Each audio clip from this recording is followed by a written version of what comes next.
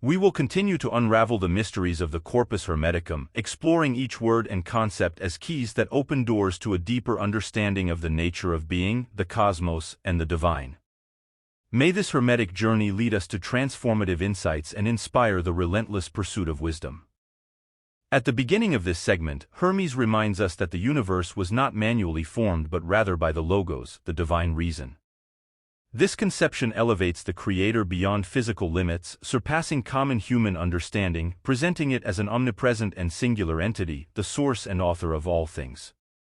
Hermes emphasizes that the divine body is unfathomable, invisible, and intangible, transcending the classical elements of fire, water, air, and earth from which all things derive. The introduction of the human being as a divine microcosm temporarily confined in mortal existence follows. Through the Logos and mind or nous, we are invited to contemplate the works of God, seeking to know the author of these wonders and positioning ourselves above other forms of life.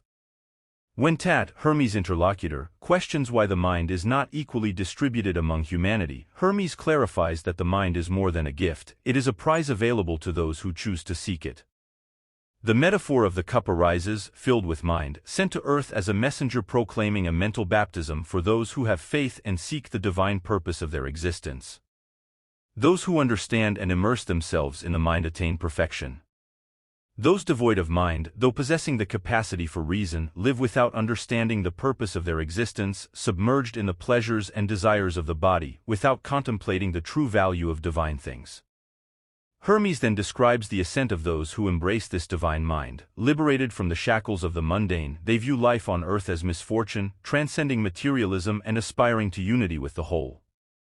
Expressing the desire to be baptized in the mind, Tat is instructed by Hermes to abhor his body to love himself and thus receive the mind and gnosis. The lesson is clear: the choice between the material and the divine is a decision that must be made, as everything that exists is either corporeal or incorporeal, and a preference for one diminishes the capacity to contain the other. The choice for the mind elevates man to divinity, while a preference for the mundane only disturbs divine harmony.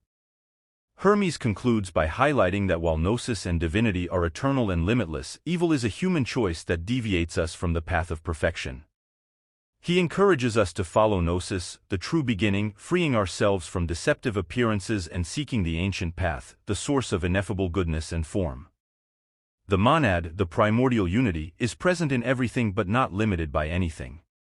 It is the source and cause of all things, without a cause for its own existence. As we conclude this section, we are reminded that the monad is the guide for those who can open the eyes of the soul, drawing us toward the divine in the same way a magnet attracts iron. We now gather to explore more deeply the mysteries of the Corpus Hermeticum, considering each word and concept as keys that open doors to a deeper understanding of the nature of being, the cosmos, and the divine. May this Hermetic journey lead us to transformative insights and inspire an unceasing quest for wisdom. Imagine a being that not only experiences the world but understands it in depth, comprehending the past, present, and future. At this point, we are immersed in the wisdom of Hermes, where each word brings us closer to understanding life, substance, and the divine. In Chapter 18 of the Corpus Hermeticum, we are led to contemplate the remarkable human ability to interact with all elements of the cosmos: earth, water, air, and fire. Humanity is not confined to a single sphere, unlike other creatures. We can even contemplate the heavens, reaching the divine through our senses. Reflection continues as the omnipresent presence of God is described. God not only exists in everything but is the life force that permeates all existence. If we truly want to understand God, Hermes encourages us to observe the cosmos in its magnificent order and recognize the divine energies present in every movement, life, and essence. In response to Tat's curiosity, Hermes explains that these energies are divine activations. Without them, nothing would exist. We turn a crucial page and delve into the core of existence, where Hermes explains that God is present in all living beings, in all immortal things, and in everything that changes. God permeates both immortality and mortality, the energy and essence of every entity. This realization leads us to a crucial point: matter, by itself, is separate from God, but only until we recognize it as energized by God, integrating it into His vast reality. In passage 23, we are reminded that we are all immersed in God, just as God is present in everything. There are no human physical attributes such as size or shape that can confine God, as he is the whole. At this point, Hermes culminates his lesson by redefining true worship. A life free of evil is the true path to revering the omnipresence of the divine. Thus, we leave Hermes and Tat with a transformed vision, where God is not a distant entity but the life force that surrounds us and composes every particle of our being and the universe we inhabit. This vision not only instructs but transforms, inspiring us to live an existence more connected to the divine energy that constitutes the essence of everything. We are at the climax of the Corpus Hermeticum, a revealing dialogue between Hermes and Tat about the experience of reincarnation. This dialogue invites us to explore the deeper meaning of human existence and the divine awakening. Visualize the scene. Hermes and Tat, master and apprentice, intertwine their voices in a transcendental explanation. In Tat's encounter with his father Hermes, there is a sincere request from Tat to understand the sermon of rebirth after being intrigued by enigmas about divinity. Tat prepares for this revelation, distancing himself from earthly illusions to become a stranger to the world, seeking sacred instructions, whether through discourse or the secret path. Hermes responds that wisdom and silent understanding are the key, with the will of God acting as the sower of the human sprout. Tat, in search of further explanations, inquires about the essence of the reborn. Hermes points to a special race that is not taught but remembered when God allows it. As Tat expresses his desire to understand, Hermes describes his own spiritual transformation, stating that such transcendental change is indescribable to corporeal senses. He highlights that, after this experience, a new understanding of immortality arises in his mind, indicating a birth guided by the mind, not the body.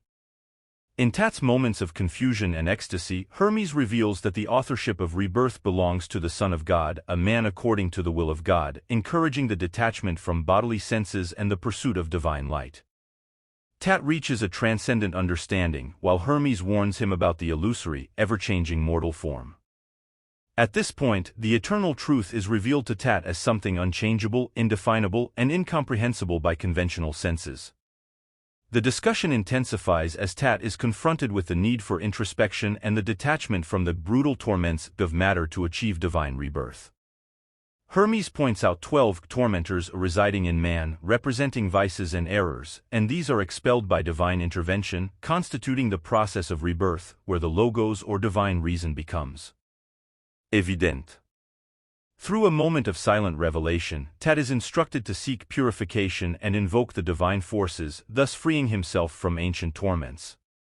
With the arrival of gnosis, or knowledge of God, ignorance is expelled along with the joy that dispels sadness. Hermes describes a litany of divine powers that, one by one, replace the torments in Tat's mind, culminating in truth and the acquisition of virtues. Finally, Hermes details how divine harmony is restored when the 12 torments are defeated by the 10 forces of good, symbolizing complete spiritual rebirth, an intellectual achievement that transforms men into gods. Tat is assured of his own divinity and purity. From here, we enter the recitation of a celestial hymn. Tat, now purified, is guided by Hermes to stand before the winds and sing praises to the Creator of all, to the Whole and the One, in mystical harmony with nature. This praise is a glorification of all forces within us, a hymn of cosmic synchronization. The dialogue concludes with an exhortation from Hermes to maintain the secrecy of these transcendent teachings, intended to be kept in respectful silence, in honor of the whole and God, who does not wish such mysteries to be revealed to all. In this exchange between master and disciple, we find a guide that leads us beyond corporeal limitations, toward the fullness of the divine essence within each of us, elucidating the path of the immortality of the soul and the promise of union with the divine. We are immersed in a moment of exaltation and spiritual elevation, where an individual's inner faculties harmonize to sing praises to the principle of righteousness and truth. Self-control, reason, and all powers unite to express gratitude and acknowledgement to the Creator, the life force, and the light that permeates everything. At this moment, in the 20th chapter of the Corpus Hermeticum, we witness a profound connection between human and divine. The dialogue between Hermes and Tat, his son, reveals the sacredness of spiritual communion. The text begins with a series of thanks and praises sung by Hermes, where each essential faculty of his existence, such as self-discipline and equity, acknowledges the divine source of its origin. Hermes expresses gratitude to God for the powers of his energies, recognizing the divine will present in everything. We progress to the understanding that these energies and powers resonate in harmony through Hermes, paying homage to the all and surrendering to divine reason as a rational offering. This act of surrender reflects Hermes' will to see the all preserved and illuminated by divine life and light. Hermes emphasizes the importance of the divine mind, which acts as a guide to the word, highlighting the creative and spiritual origin granted to all beings. The grand statement resonates, where man, represented by Hermes and humanity, through the fundamental elements of nature and spirit, calls out to God, demonstrating that even the desire and pursuit of truth are manifestations of divine will. Tat then shares his experience of being touched by the hymn of praise.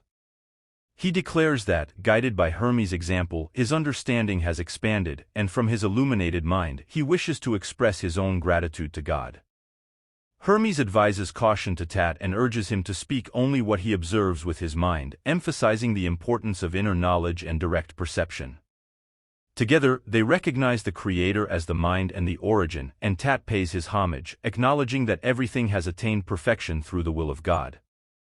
The interaction culminates with Hermes emphasizing the importance of keeping knowledge of reincarnation hidden, suggesting that this wisdom is a precious fruit of truth that must be protected against misunderstandings and slander.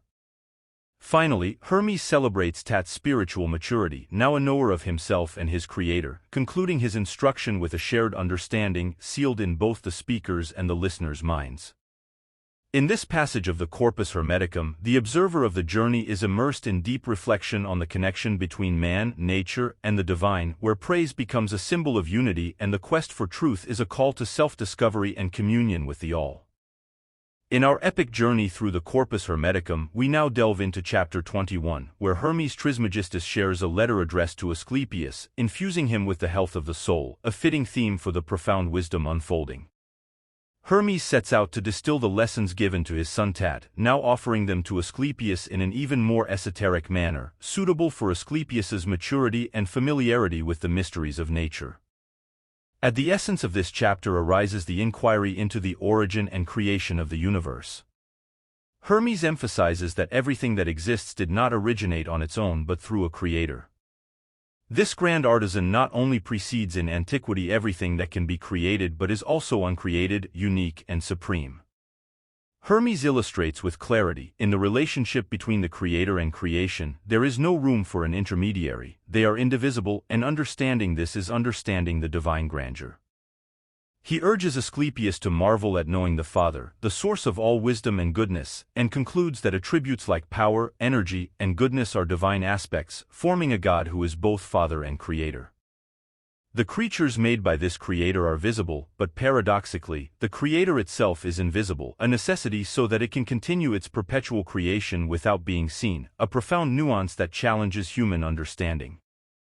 Hermes immerses Esclépio, and us with him, in this difficult but fascinating contemplation of the divine, where the miracle lies in the incessant capacity for creation, not in the form or substance of what is created. In this letter, Hermes addresses a sublime philosophy, highlighting that everything boils down to two principles: the Creator, the one who guides, and creation, that which follows. This duality forms the basis of all existence, one does not exist without the other. He encourages Esclépio to look beyond the variety of creations and recognize that the true glory of the Creator lies in its ability to make all things. He further addresses the misunderstanding of some who, despite professing piety, fail to recognize that God is the craftsman of all things, committing the error of attributing human passions and limitations to him instead of understanding his nature as pure goodness and the power to create everything that is possible to be created. Finally, in an attempt to convey this complex concept, Hermes uses the metaphor of a farmer sowing different types of seeds and plants. Similarly, God sows immortality in heaven and change on earth, life and movement permeate the universe. Thus, creation is described as having few fundamental elements, catalyzed by God, who is simultaneously goodness and the first cause of everything that exists. This passage enlightens us with the idea that God, the Creator, is omnipotent in His goodness, and all things, from the most sublime to the most mundane, are manifestations of His will and nature. And so, Hermes encourages Esclépius, and by extension all of us, to gaze upon the vast cosmos and the depths of the soul, aware of this interconnected fabric of creation woven by the hand of the divine. In the text Esclépius's definitions for King Ammon, from the Corpus Hermeticum, we are invited to delve into the esoteric and metaphysical teachings that unveil the relationship between the universe, the divine, and the human. Here, Esclépius addresses King Ammon with a sermon that, while seemingly simple, carries complex and hidden meanings that can become even more confusing if translated inadequately. The powerful sound of Egyptian names, rather than mere words, activates the essence of what is spoken, highlighting the importance of keeping these teachings in the original language to preserve their potency and avoid dilutions through Greek translations. In the second point, Esclépius begins his sermon by invoking God, the Lord and Creator of the universe, who, despite being all in one, remains inexplicable. If a musician aims for the pinnacle of their art, they must overcome the imperfections of their instrument, transforming dissonant notes into harmony. Otherwise, the audience doesn't critique the artist but rather the out-of-tune flute, highlighting their ability to surpass limitations. Similarly, we should not judge our race by the weakness of the flesh but recognize that the Spirit of God is tireless, always rich in knowledge and joy, radiating generosity. When instruments fail, we don't condemn Phidias, the great sculptor, but lament the inadequacy of the material hindering full expression. We then witness a musical metamorphosis, where even those incapable of playing the lyre masterfully, through training and mysteries, captivate listeners with a performance transformed into something magnificent. Like a harpist blessed by the gods, who had a broken string replaced by the divine song of a cricket, ensuring victory. Feeling now like this harpist, I confess that I once felt insecure, but with the strength of the superior, I awaken my muse to exalt royalty with a strong and affectionate speech. The singer tunes their lyre to praise not only the Supreme King of Kings, our Almighty God, but also earthly representatives mirroring His magnificence and deserving of honor. Therefore, let us ascend from the divine to human monarchs. Worthy to be kings before even fighting, the earth trembles for them, and enemies retreat without confrontation. They are more than mere monarchs, peace stabilizers whose mere mention calms the restless and decides battles. Royal statues are bastions of refuge and promises of victory. This celestial portrayal of order, where the leader brings harmony to chaos, is an image of divine rule, where the king's statue ensures peace and protection. We conclude this symphony of praise, returning to God, raising our voices to Him, even if insufficient for such a grand task. Remember that God rejoices not in vocal prowess but in sincere recognition, just as a father delights in the first babblings of love from his baby. Finally, the knowledge of all substance, nourishing us with life and the ability to bless the Creator, compels us to return this abundant blessing to its rightful giver. Let us then rise to earthly kings. Practice our song of gratitude, familiarize ourselves with the act of praising, preparing our hearts for pious service to the divine. Let us sing for the peace that kings extend over us and for the royal virtue that harmonizes conflict and fear, making the kingdom an extension of their protection and serenity, a reflection of the celestial realm. Immersed in an atmosphere of divine revelation, we witness the moment when Trismogist, a figure filled with ancient wisdom, prepares to deliver a sermon of transcendental nature to Esclépius. Summoning his faithful disciple, he emphasizes the sacred nature of the knowledge to be shared, highlighting the importance of keeping such wisdom protected from the out-of-tune multitude with the divine. With the presence of Ammon, a dedicated group of 3 disciples and their master forms, setting the stage for a transmission of teachings that will perpetuate the essence of the divine. Entering the discourse, Trismogistus unveils the eternity of the soul, revealing that, though immortal, souls manifest in diverse ways, challenging simplistic homogeneity and inviting us to a richer understanding of existence. He corrects Esclépius' simplification, opening his vision to the comprehension that everything existed within the Creator before being created. Creation is an extension of the All, not improperly called the everything because it encompasses the totality of creation within itself. To exemplify this interconnection, Trismogistus elaborates on the dance of elements in the formation of the cosmos. He describes how everything descends from heaven towards earth, water, and air, while fire, in contrast, propels life upwards. Earth is painted as the receptacle and restorer of the diversity of creation, emphasizing the idea of eternal and invigorating cosmic exchange. The emerging worldview is of a universe composed of four fundamental elements: fire, water, earth, and air, forming a unified cosmos animated by a single soul under the rule of an indivisible God. A profound interconnection image is revealed, where all nature's flows are aspects of the same universal whole.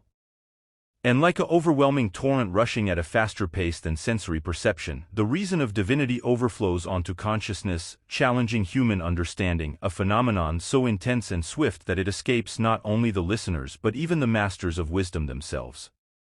Thus, in this final passage of the Corpus Hermeticum, we are invited to expand our understanding of the nature of the cosmos and divinity, reflecting on the ultimate indivisibility of creation, which in its multiplicity reveals a profound harmony and a call to a closer and more refined look at the ancient wisdom that persists through the ages.